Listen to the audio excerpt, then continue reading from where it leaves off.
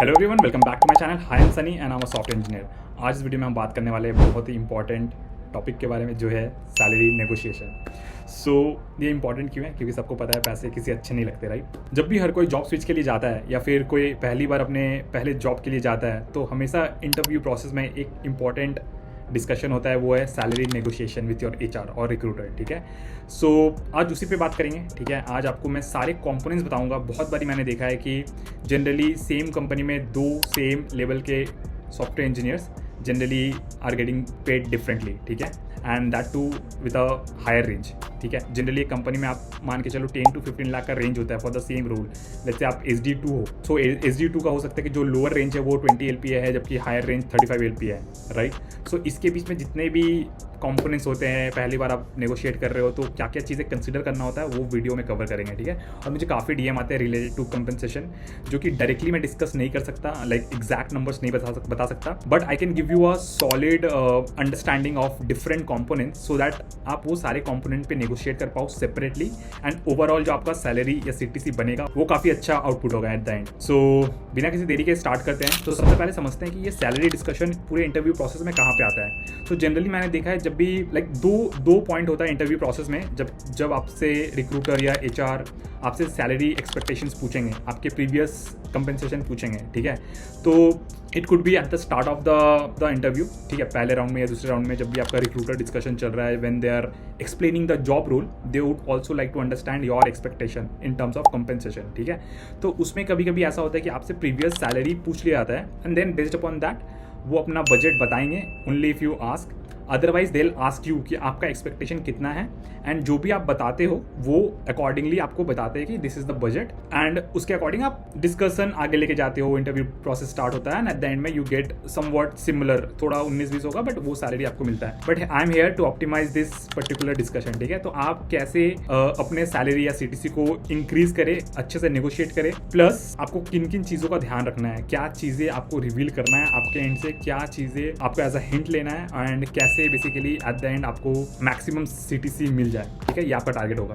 तो बात करते हैं सबसे पहले कि डिस्कशन स्टार्ट कैसे होता है। जनरली जब भी आप किसी भी जॉब इंटरव्यू के लिए जाओगे या फिर अप्लाई करोगे, आपको रिक्रूटर रीच आउट करेंगे, HR रीच आउट करेंगे, तो उस केस में क्या होता है, सबसे पहले आपका प्रीवियस कंपनसेशन पूछा जाता है, ठीक है। मोस्ट ऑफ द केसेस में इंडिया से अगर आपको ये कॉल्स आ रहे हैं जॉब इंटरव्यूज के लिए, तो mostly they will ask you, ठीक है, एंड मतलब we have a option not to disclose our confidential, basically ये कॉन्फिडेंशियल डेटा ही है, बट आई डोंट थिंक कि अभी के टाइम में ये ट्रेंड है कि आप उसे बिना बताए प्रोसीड कर पाओगे। तो मोस्ट ऑफ द टाइम आपको बताना ही पड़ेगा। इनिशियली मैं ट्राई करता हूँ कि डिस्क्लोज ना करूँ, ठीक है, if it is not a must requirement, but generally मैंने देखा 90% of the cases, 95% of the cases में वो आपसे आपका प्रीवियस सैलरी पूछेंगे, ठीक है, irrespective of at what position you are and for what position you are applying for. हो सकता है कि आप एक जूनियर इंजीनियर हो, आप सीनियर इंजीनियर रोल के लिए अप्लाई कर रहे हो, what ever is the situation, आपको रिवील करना पड़ेगा, बट उस पर फोकस नहीं करते। जनरली क्या होता है कि ये इसलिए भी पूछा जाता है क्योंकि हो सकता है कि according to the industry standard, मान लो आपका आज के दिन 20 LPA है, ठीक है, तो आपको industry standard generally 15 to 20%, 10 to 20% आप मान के चलो, तो उतना तो आपको हाइक मिलना ही चाहिए जब अगर आप स्विच कर रहे हो, बिकॉज आप अपने कंफर्ट जोन को छोड़ के एक वहाँ पे जहाँ पे आपने काफ़ी टाइम तक काम करा होगा, वहाँ से छोड़ के आप किसी और कंपनी में जाओगे, तो इतना 15-20%, 25% आप एक्सपेक्ट कर सकते हो। इट्स अ इंडस्ट्री स्टैंडर्ड, ठीक है, और ये रिस्ट्रिक्टेड नहीं, this is not limited to this numbers, because मैंने ऐसे अप्रेजल्स भी देखे हैं जहाँ पे 200% भी पॉसिबल है, 100% भी पॉसिबल है, 50% भी पॉसिबल है, ठीक है। तो हम ट्राई करेंगे हर एक कॉम्पोनेंट के बारे में समझने के लिए, क्योंकि जब भी आप CTC के बारे में बात करते हो, देयर आर मल्टीपल कॉम्पोनेंट्स, ठीक है। सो पहला आता है फिक्स सैलरी। वो क्या होता है, बेसिकली मान लो 10 लाख का आपका फिक्स सैलरी है, मान लो आप 30% स्लैब में हो, तो 30% टैक्स कट के 7 lakhs पर एनम आपको मिल जाएगा। तो that is fix salary, fix part of your CTC। Then होता है वेरिएबल जनरली 10 से 20% तक होता है, ठीक है, and that is on fix salary. जो भी आपका फिक्स है, लेट्स से 10 लाख फिक्स्ड है, तो हो सकता है कि 10%, 15% या 20% according to the company policy आपका वो वेरिएबल होता है। वो आपको बेसिकली कंपनी परफॉर्मेंस या फिर आपके परफॉर्मेंस पे बेस्ड करके वो कैलकुलेट होता है। उसमें आपको 100% भी मिल सकता है, 120% भी मिल सकता है, 50% भी मिल सकता है, ठीक है।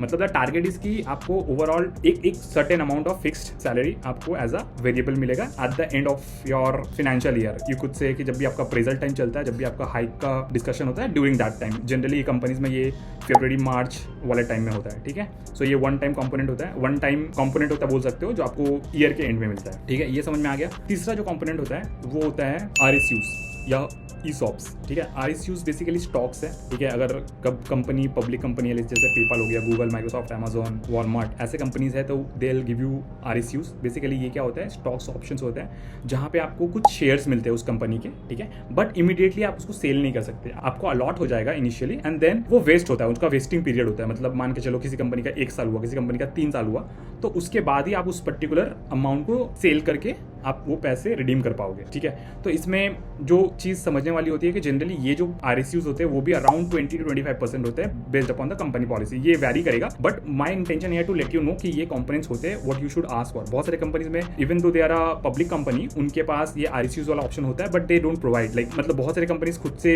दे देते हैं as a part of CTC, but बहुत सारे कंपनीज में आपको मांगना भी पड़ता है। एंड बहुत सारे कंपनीज में सीनियर लेवल्स पे होते हैं मोस्टली। हो सकता है कि आपको सीनियर इंजीनियर लेवल पे ना मिल रहा हो बट आपको स्टाफ लेवल पे मिलेगा या फिर लीड लेवल पे मिलेगा, ठीक है। बहुत सारे कंपनीज में ऐसा भी है कि आपको मान लो सीनियर लेवल पे 25% मिलता है बट स्टाफ लेवल पे 50% मिलता है, 50% ऑफ योर फिक्स्ड, ठीक है। जो भी मैं परसेंटेज बोल रहा हूँ that is with respect to your fix salary, ठीक है। फिक्स अगर 10 लाख है तो उस पर 25% हो सकता है या 30% हो सकता है या 50% हो सकता है। तो what I am trying to tell you कि जो भी RSU कंपोनेंट होता है वो इमीडिएट आप सेल आउट करके पैसे रिडीम नहीं कर सकते। प्लस आप अगर सीनियर लेवल पे हो या फिर स्टाफ लेवल पे हो तो उसके अकॉर्डिंग वो परसेंटेज भी डिफरेंट हो सकता है, ठीक है। तो ये हो गया third component, right. We talked about fix salary, तो परफॉर्मेंस पे भी बोल सकते हो या फिर वेरिएबल पे बोल सकते हो। Third one was stock option, ठीक है। स्टॉक ऑप्शन में एक और वेरिएशन होता है, वो होता है आपका ESOPs, which is like comparatively it is RSUs आप बोल सकते हो। बट ESOPs क्या है, बेसिकली इट्स अ कंपनी जो कि अभी लिस्टेड नहीं है, जो कि एक पब्लिक कंपनी नहीं है, तो उनका शेयर्स नहीं होता, उनका ESOPs होता है, ठीक है। उनका भी सेम क्राइटेरिया होता है कि एक सर्टेन पीरियड के बाद आप उसको सेल आउट करके उसके पैसे को रिडीम कर सकते हो, ठीक है। ESOPs के बारे में थोड़ा सर्च कर लेना, थोड़ा सा सिमिलर लाइन पे है बट थोड़ा सा डिफरेंट है इन टर्म्स ऑफ कॉन्सेप्ट, ठीक है। इसके बाद क्या आ जाता है, इसके बाद जो नेक्स्ट कंपोनेंट आता है that is joining bonus. When you are negotiating your salary, your CTC, and when you are planning to join that company, you should always ask for joining bonus. Almost 90% of the time जो companies थोड़े बड़े companies होते हैं they will always give you a joining bonus and that too is a big amount, right. बहुत सारे companies 10 lakh तक दे देते हैं एज अ जॉइनिंग बोनस। बहुत सारे कंपनीज, अगर आप Amazon को देखोगे तो वो फर्स्ट ईयर में अराउंड 20 lakhs, फिर सेकंड ईयर में अराउंड 30 lakhs 25 lakhs देते ही है, ठीक है। इसके अलावा अगर कोई मिड लेवल कंपनीज है तो वहाँ पे भी आपको कम से कम 3 से 4 लाख 5 लाख तो मिलते ही है। सो जॉइनिंग बोनस एक मेजर कंपोनेंट होता है, एक बड़ा अमाउंट होता है। So always ask for it. And एक चीज़ का ध्यान रखना, अगर ऐसा सिचुएशन आया कि आपको कंपनी छोड़ना पड़ रहा है, आपको कोई बेटर अपॉर्चुनिटी मिल गया या फॉर सम रीजन आपको छोड़ना पड़ रहा है and then you have to return back this money, तो इसमें एक चीज़ जो लोग अक्सर मिस करते हैं वो होता है कि जो टैक्सेस होता है, मान लो आपको जॉइनिंग बोनस 5 लाख मिला, ठीक है, एंड आप टैक्स ब्रैकेट में हो 30% वाले, ठीक है, तो आपका 30% कट के टैक्स फिर वो अमाउंट मिलता है, ठीक है। 30% of 5 lakh is how much, 3 almost 1.5 lakh रुपये कट जाएंगे, 3.5 लाख रुपये आपको मिलेंगे। बट अगर आपको वापस करना है तो आपको पूरा 5 लाख रुपये वापस करने पड़ेंगे एंड उसके जो भी टैक्सेस कटे वो बेसिकली आपको खुद से क्लेम करने पड़ेंगे, ठीक है। This is what you will see in the document और द ऑफर लेटर और the agreement you will be signing, ठीक है। तो उसका ध्यान रखना, वो चीज़ दिमाग में बहुत लोग भूल जाते हैं। एंड में पैसे एक्स्ट्रा देना पड़ते हैं पॉकेट से, जो कि टैक्सेस कट गया एंड बाद में आप क्लेम करना is a tedious process I would say, but this is what it is, ठीक है। सो हमने जॉइनिंग बोनस कवर कर लिया। इसके बाद जो एक मेजर कंपोनेंट होता है जो कि सबके लिए एप्लीकेबल नहीं है but it is about relocation bonus. Relocation bonus के लिए वो एलिजिबल होते हैं जो एक सिटी से दूसरे सिटी में रिलोकेट करना पड़ रहा है। मान लो मैं पुणे से हूँ, मुझे बैंगलोर रिलोकेट करना पड़ रहा है, तो मुझे I am eligible for relocation bonus, ठीक है।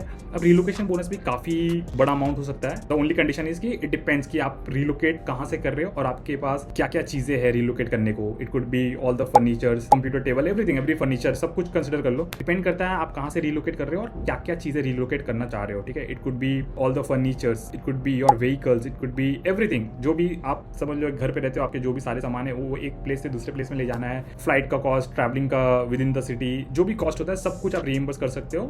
बट ऑल्सो मतलब हो सकता है कि आप लाइक उसका जो कुछ कैपिंग भी होता है, मान लो कि फ्लाइट टिकट्स 30,000 मैक्स हो सकता है, ठीक है, या फिर फर्नीचर्स मूव करने, मूवर्स एंड पैकर्स का जो अमाउंट हो सकता है वो मैक्सिमम 1 लाख तक हो सकता है, तो वो सब का कैपिंग हो सकता है, वो आप देख लेना। But what I am trying to tell you is relocation bonus is something which is a major component जो कि एप्लीकेबल होता है in case you are relocating from one place to another, ठीक है। एंड कभी कभी क्राइटेरिया भी होता है कि मिनिमम एटलीस्ट 100 किलोमीटर्स तो होना ही चाहिए। It can vary for different company, different policies, but what I am trying to tell you is if there is a minimum travel you have to do from A to B, तो आप relocation bonus के लिए eligible हो and you should ask for it, ठीक है। You should also negotiate. Sometimes ये दो तरीके से कंपनीज बेसिकली प्रोवाइड करते हैं। एक तो होता है कि वो एक मेजर चंक ऑफ अमाउंट आपको दे देंगे, ठीक है, मान लो 3 लाख या 5 लाख रुपए आपको दे दिए, and then you take care of all the relocation thing, ठीक है। मूवर्स एंड पैकर्स बुक करना हो गया, आपके व्हीकल्स यहाँ लेके आने हो गए दूसरे सिटी में, उसके रजिस्ट्रेशन नंबर चेंज कर रहे हो, एवरीथिंग, ठीक है, वो आपको खुद करना पड़ेगा, या फिर आपके फ्लाइट टिकट्स वगैरह सब खुद करना पड़ेगा, या फिर कंपनी का एक रिलोकेशन टीम होता है जो आप बेसिकली आपको सब कुछ फ्लाइट टिकट्स करके देंगे, आपका एयरपोर्ट से पिकअप हो गया, इनिशियल 15-30 डेज़ का एकोमोडेशन हो गया, और क्या, everything whatever it takes you to come from place A to place B, जो भी चीज़ें लगती है वो आपको वो अरेंज करके देंगे, जो उनका रिलोकेशन टीम होता है, ठीक है। तो ये हो गया another component which you should ask for, ठीक है।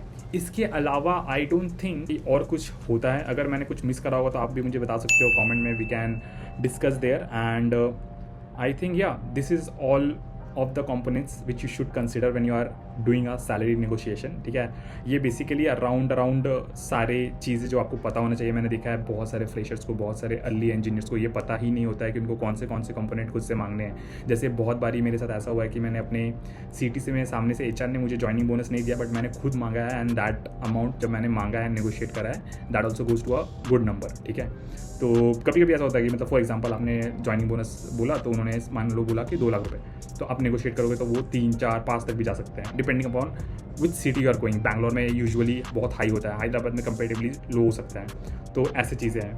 तो या that's it about this video. मैं चाहता था कि आपको ये सारे कंपोनेंट्स डिटेल्स में पता हो किसका क्या मतलब है, and accordingly you should be able to negotiate based upon your location, your needs, ठीक है। I hope I manage to provide some value through this video. If you like this video, I would request you to like this video and share this video, and also comment करके जाना, ठीक है।